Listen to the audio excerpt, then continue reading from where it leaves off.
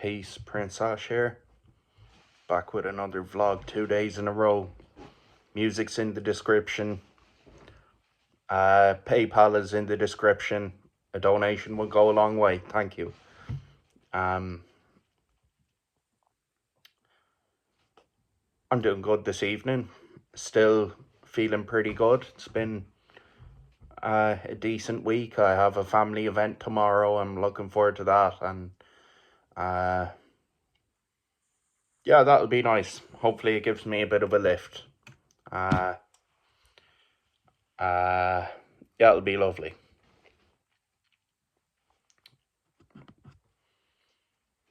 And yeah, I wanted to talk about schizophrenia, and trying to remember now, what I wanted to say. But I want to bring it back to, I went to rehab in 2019, I think. And when I came out of rehab, I went to live in my granny's house. My granny's dead. God rest her. So the house was empty. And the house, middle of nowhere. The absolute middle of nowhere. My uncle lived next door. But I didn't see very much of him, to be honest. There was a garage down the road that I was working in that I never really fully committed to it. I'd go in, I'd miss days and whatever, and I'd be finished.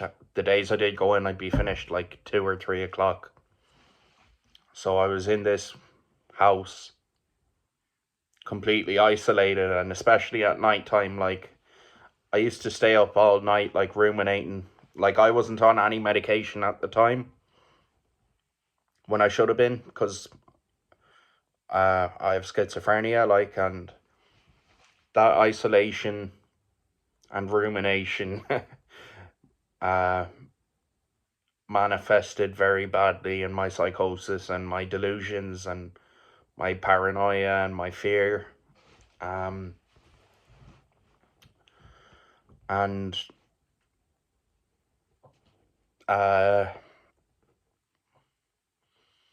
Yeah, it became apparent to me recently, that isolation is a killer,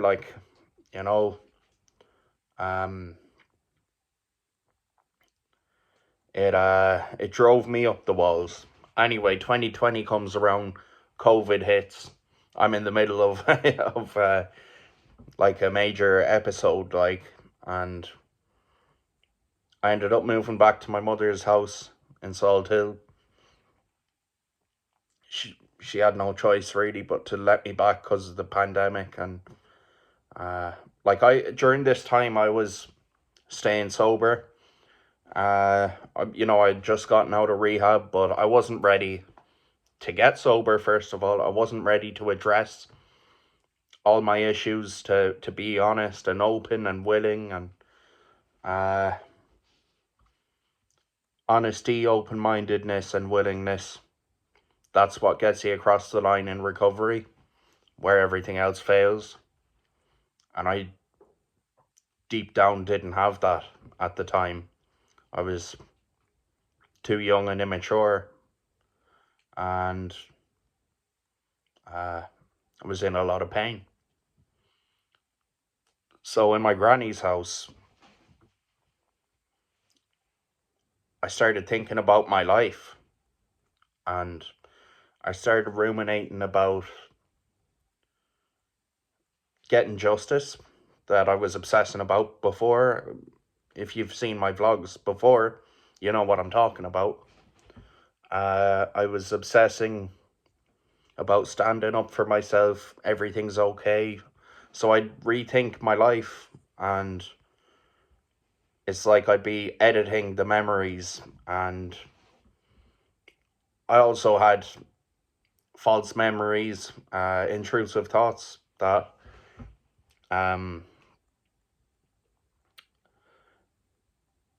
that I got, and that I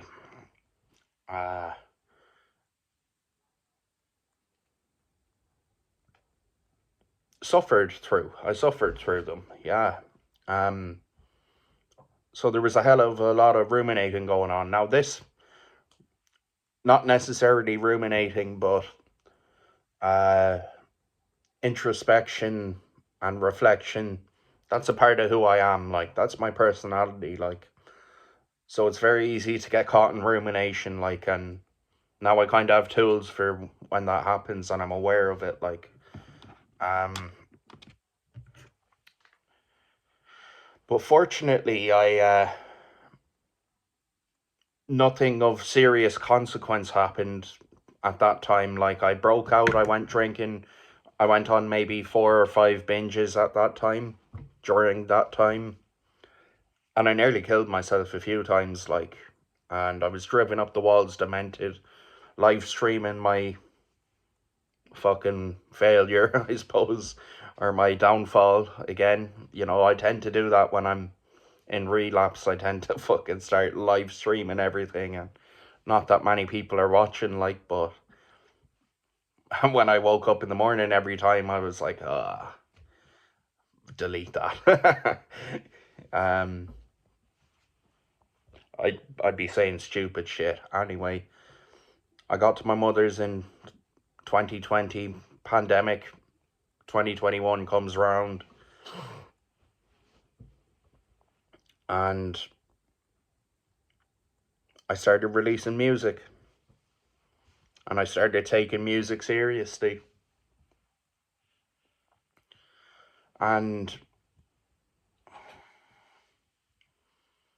my life experience and my psychosis and everything gave me, I'll say it was, I had a canvas in front of me, and all that shit gave me a palette of colors, for me to dip my pen, stylus, whatever the fuck you call it, and start painting.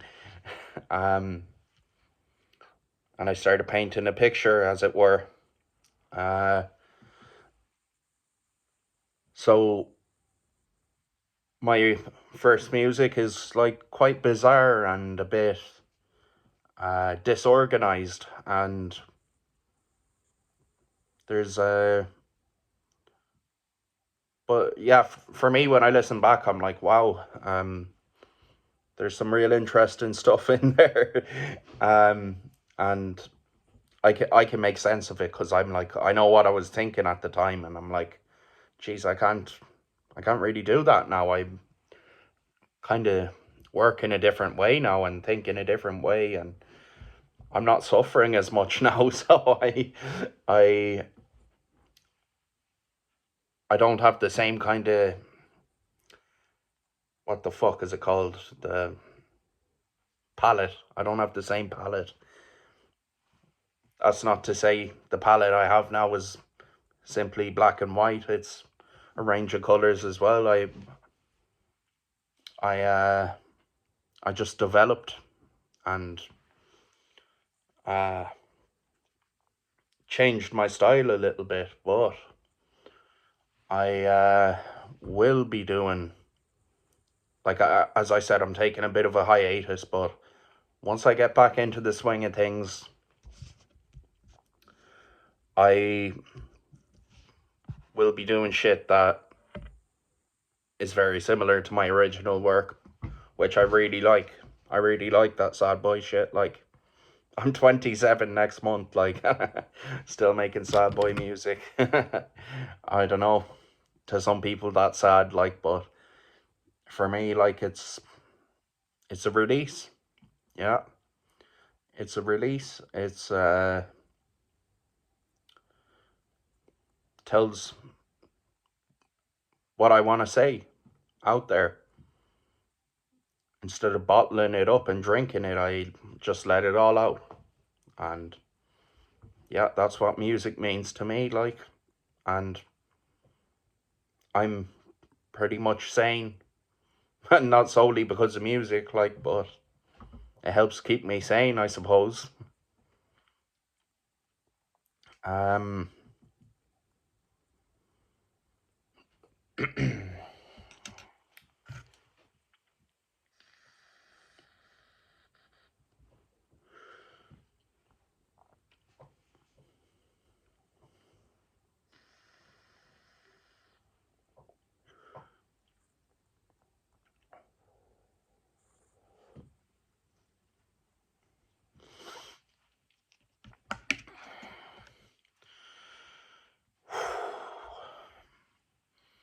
Yeah, my schizophrenia developed so much since then, but uh,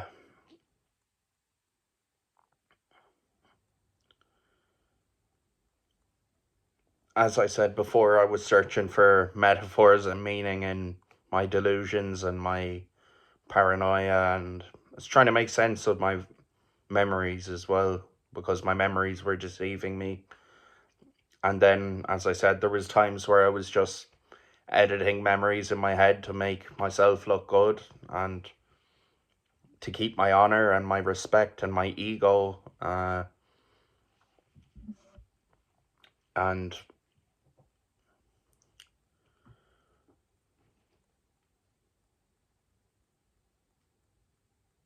yeah, it got to a frightening place. And like I said this before, but like everything I said wouldn't happen in my life happened. Uh,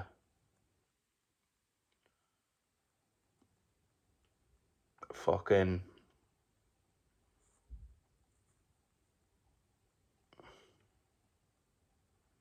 yeah.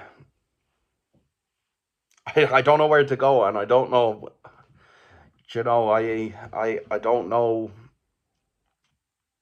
whether this video is going to cut off or not. And normally I keep videos at 10 minutes, and every part of me wants to go on and do 20 or 30 minutes. Like, but I don't know if my phone's gonna fucking. I'll just ramble on until it cuts off.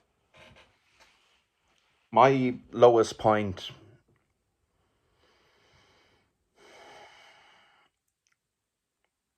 one of my rock bottoms anyway, that spurred me on to really change, was back in 2018 or 19. I would have been 19 years old. And I had gone to France and Reunion Island. Lived there for a while, drank every day, everything went to shit. I come home, I'm riddled with anxiety. I'm on a script Valium, you know, every day I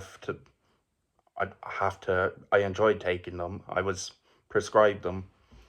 Uh, and still anxiety was at me. My mother was worried sick.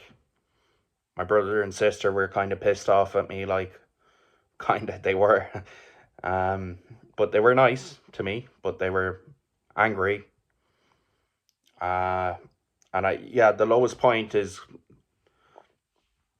I went back hanging out with old friends, like, and I went to a certain group in particular, and the first thing they did was like pass me a joint, and I smoked some. I was like, fuck it, why not?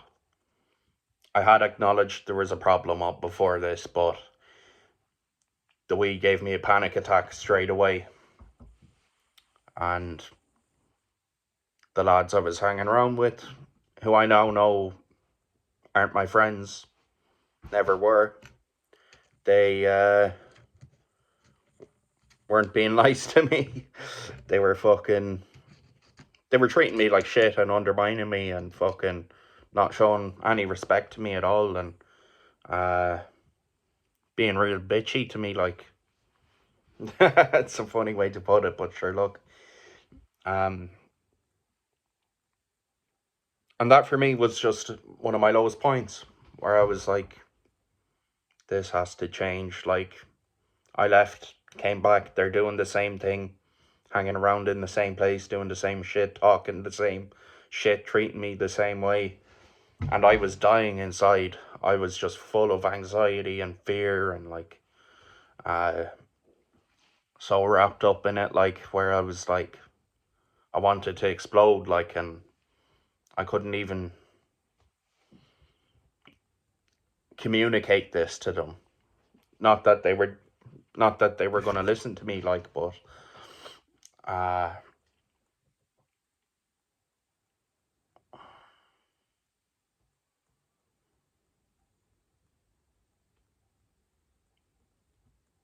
yeah, it's just,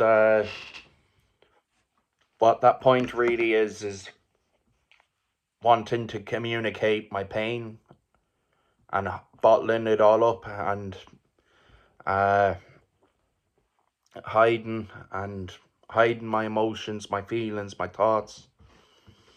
and honestly wanting to kill myself and just being stuck in this situation. I don't want to be in smoking weed and getting panic attacks from it. Any drug, basically, apart from Valium, was giving me panic attacks. And like my friends were thinking, oh, he's sick, man. He can't handle the weed. He's too much of a pussy. Look at him. He's all emotional now. He's anxious. And that to me was humiliating, and I would never admit that. And they weren't really saying that out loud, but like I knew that, well, I didn't know, but that's what I thought they were thinking. And I was just so embarrassed and ashamed. When in reality, like, that rock bottom is nothing to be ashamed of. And it's a normal place to end up in, in addiction, like, and whew, what's ahead of that rock bottom if you stay sober is amazing. Like, it's just, there's no comparison, really.